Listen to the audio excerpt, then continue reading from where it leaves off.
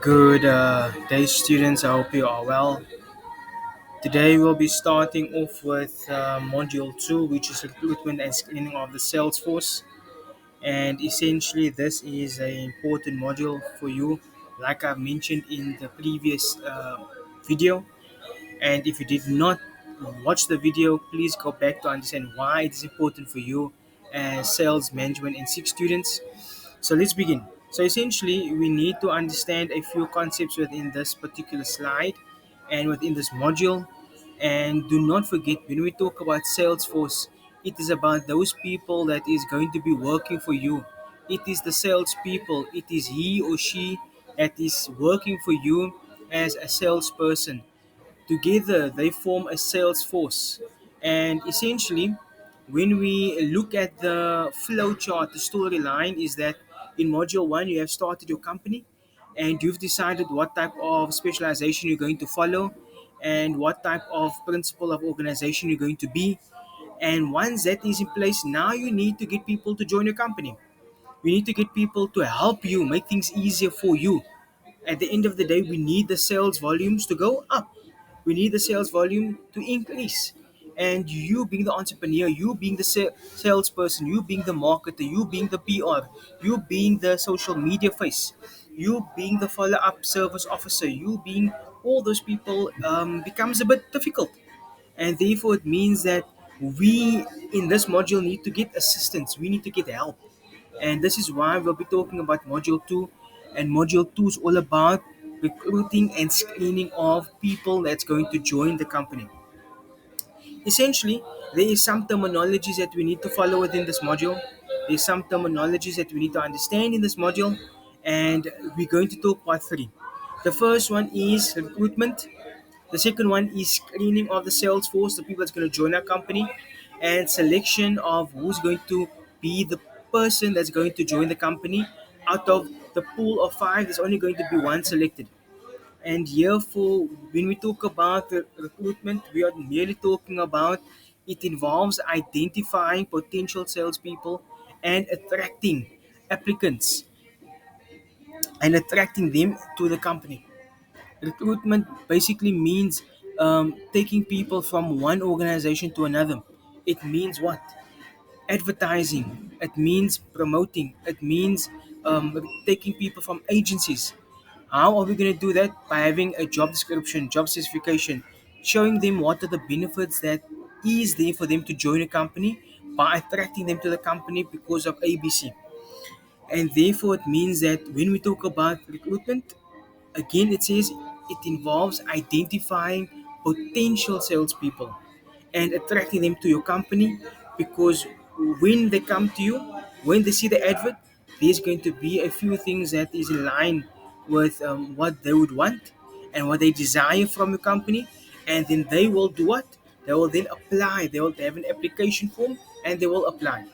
When we talk about screening, this is the process whereby unqualified and undesirable applicants are eliminated until only a qualified applicant or candidate remains. What we're saying here is with this screening process is that when the five people that has applied, they've sent the application form, they've sent the CVs, they have sent the cover letters. Within that, we are going to look at all the certificates. We're going to look at their credentials. And there will be some of them out of the five that only meets four. And there'll be some of them that only meets three. And there'll be some of them that only meets two. And maybe some of them that only gave an application form. And it means that they are the unqualified, undesirable people that we do not want. Up until that person that has all the five things we're looking for, all the five qualities, the characteristics, up until that one person remains. And then selection, it says this is the process whereby a particular person is chosen from the previous group of qualified candidates. What do this mean? This means that out of the 10 people we have selected only 5 for an interview. And out of the 5 people that has come for the interview, there's only going to be one selected candidate out of that interview that will be that particular person that will be chosen from the group of 5. And it means what? That this person when we choose them, they will be the candidate and they'll be the one that joins the company out of the five people. So essentially, the advert has been sent out. What happened? We got 10 applicants. Out of the 10, only five were accepted, only five were desired. Those five were invited for an interview. Only out of the five, only one was successful based on their response towards the interview panel and them answering the questions. Okay, so therefore it means that that is selection, selecting the right candidate for the right job. We will be talking about job description as well as recruitment as well, to the point where what is a job description and how does it affect the recruitment process as well. And we have a video over here where this person's job application was approved. And one day, as a in-six student, you will be applying for an internship. And you would love your application to be approved so that you can do your what? Your 18 months internship. And this goes beyond to the next point where you want to work, you want to find a job, you want to find an opportunity where you want a stable income. The first process in that is to have a successful application form, filling in the right things that is needed by you to fill in. And obviously, this is also one of the process of an interview or recruitment or screening of candidates. You will go through this whole process and you will look at a document if you're on the one end, and they will look at what do you have, what knowledge do you have, what skills do you have, what attitudes do you have, versus what they would want you to have versus what they are looking for. And if you are successful, you will get the job, you would get the opportunity to work for them. And therefore it is qualifying undesirable candidates to meet the criteria to standards that we are looking to qualify them against. And therefore, it's not an easy process for a sales manager or a boss or a owner of a company to do. Because if you pick the wrong person in the selection process, it means what? That you will basically pick the wrong person to do the job and they will not be productive in your workplace.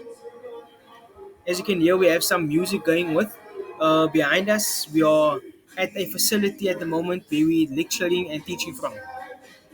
So, if we look at the following, what is a job analysis? A job analysis refers to the objectives and is a comprehensive study of a specific sales position in order to do what? In order to identify the duties, their requirements, the conditions pertaining to the work, and the conditions pertaining to that position, which is very important. Conditions pertaining to your work and conditions pertaining to your position is ultimately important to know.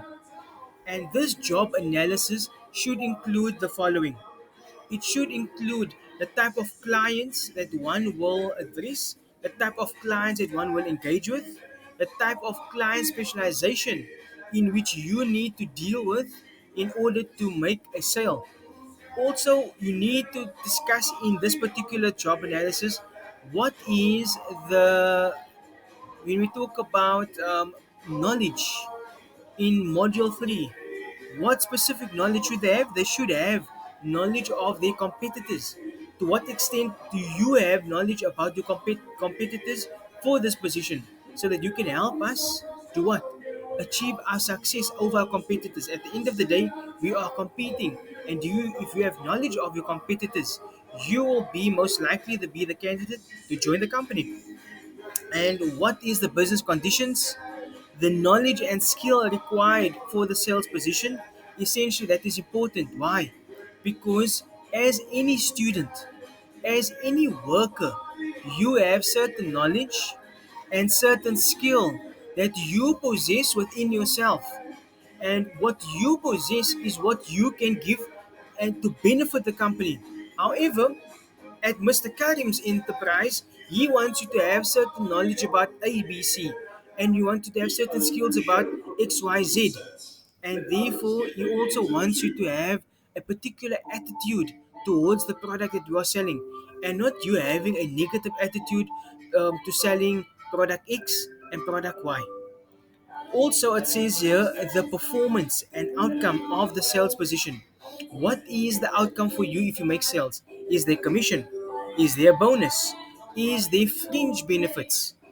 How much commission do you get when you sell a particular target? Is there a target in place that you need to meet? And anything beyond that, is there commission beyond that? How much commission do you get? Anything above a particular amount, for example, between 1 to 10 above basic, what commission?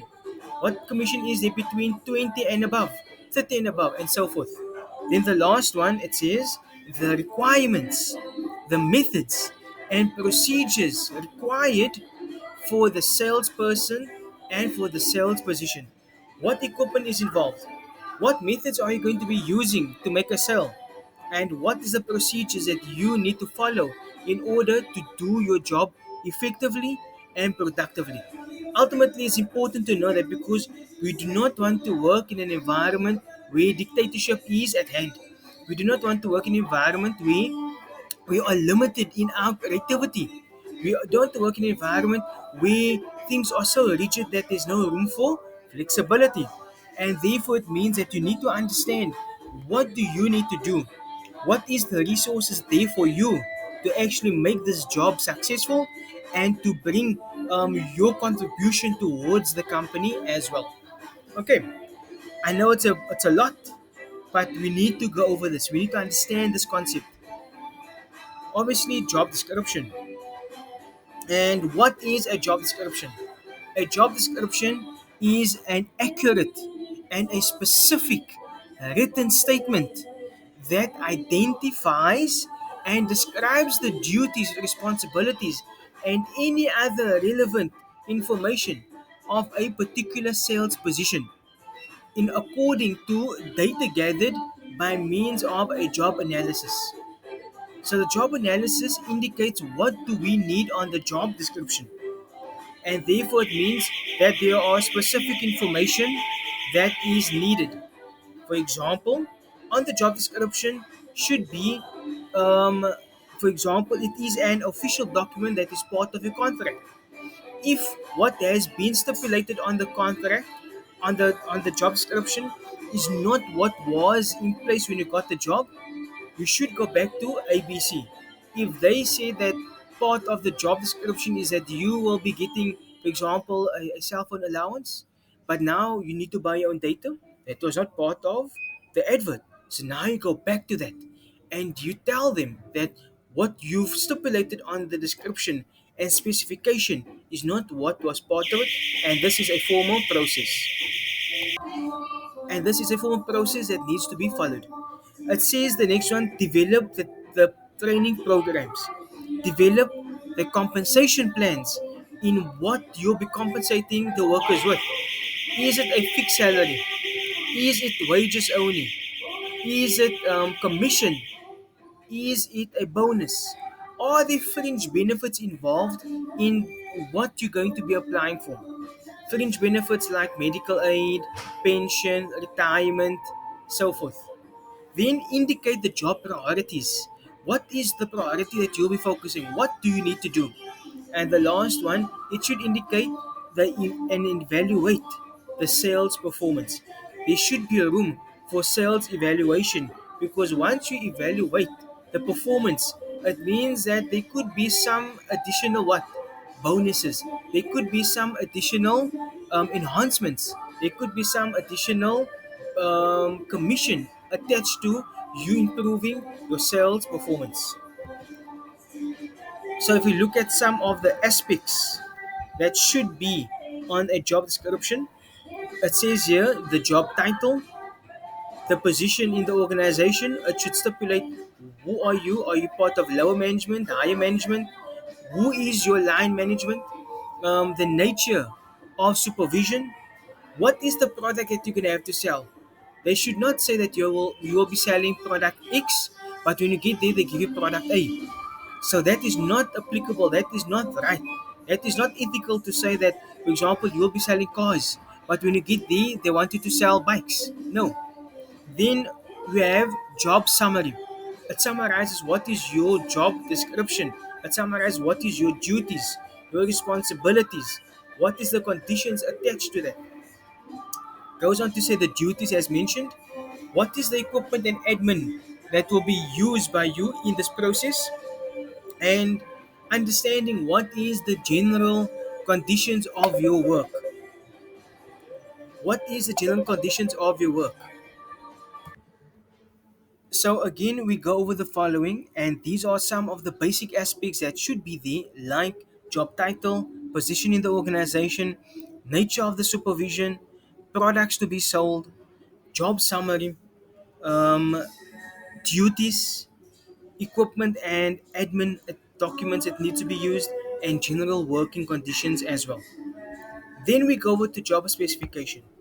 And job specification is ultimately important to know as well because it specifies what you should have, what makes it eligible for you to apply for this particular job. What do you have within your CV, within your skill set, within your certification documents? What do you have that makes you eligible and qualified for this particular job? So it says here that this refers to a document that specifies the personal characteristics and qualifications a person should have in order to fulfill a sales position.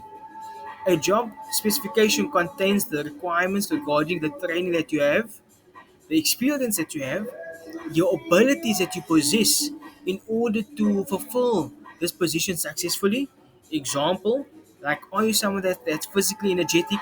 Like for example, I'm at the gym now where I'm doing my lecture. These people that are part of the sales team, they need to be energetic. They need to be someone that's willing to take on customers and people who join the gym on a daily basis. They need to be people that are also physically fit for this position because you can't be someone that work in the gym but no harm or no offense what I'm saying, but you can't be obese and want to sell gym memberships. You know what I'm saying? So you need to be also, if you want to apply for a fitness instructor, for example, you need to be someone that's physically fit, have the energy to conduct exciting classes, to conduct energetic classes. Then someone who has personality traits, which is someone that's a good communicator. They have skills of interpersonal skills. They have skills that are intrapersonal within themselves. They have a good self confidence. They're not someone that is shy or timid or don't want to talk to people, not a people's person. Must also be someone that is self motivated and have empathy. However, the goal of someone that is goal orientated in sales is ultimately important because there's a goal and the goal should be met, the goal should be achieved, and if the goal is not achieved, then the sales target was not achieved. It goes on to say that management, that you yourself as the business, the entrepreneur, will face a few issues. As an example, that you'd want someone that has a degree or someone that has a qualification, and you'd also want someone who has 5 years of experience. So sometimes the understanding between having a degree in which the person possesses, having a diploma, but you also want them to have 5 years of knowledge, experience in the field. Sometimes it doesn't meet. It's better to take a person, in my opinion, that has no knowledge so that you can mold them, so that you can guide them in how they need to actually sell according to the way you want them to sell. At the end of the day, though you have knowledge and skills and attitude that they have, but you can mold them to the knowledge, skills, and attitudes to what you want them to possess. And that is the benefit of taking junior salespeople and compared to senior salespeople. And ladies and gentlemen, we're gonna end here up until 20 minutes. That these are some of the characteristics that a salesperson should possess. We will discuss this in depth in the next class. However, people should have a strong desire to win. As an entrepreneur is someone who has a desire to win, a desire to be successful, good communication skills and interpersonal skills, someone that has empathy and integrity, someone that has the ability of knowledge of enterprise and enthusiasm, someone who is adaptable, and someone who has the ability to learn and to solve problems quickly on the feet. And the last one is important, decisiveness in selling, understanding when to be decisive, understanding when to solve a problem when a objection has come your way according to the selling process. Students, it's a mouthful. I know there was some noise barriers to communication via the music. However, we are in a different environment. The teaching was more energetic tonight. The teaching was um, a mouthful, like I mentioned. But in hindsight, you know what? Take this as an advantage. We're trying to keep it, exciting. We're trying to keep it fun. So at the end of the day, please stay tuned for the next class. Please like, comment, subscribe, and share. And anything you'd want to add to this, let me know. Anything else you want to know, or you want me to do, please let me know. At the end of the day, I am Teacher Karim, signing out.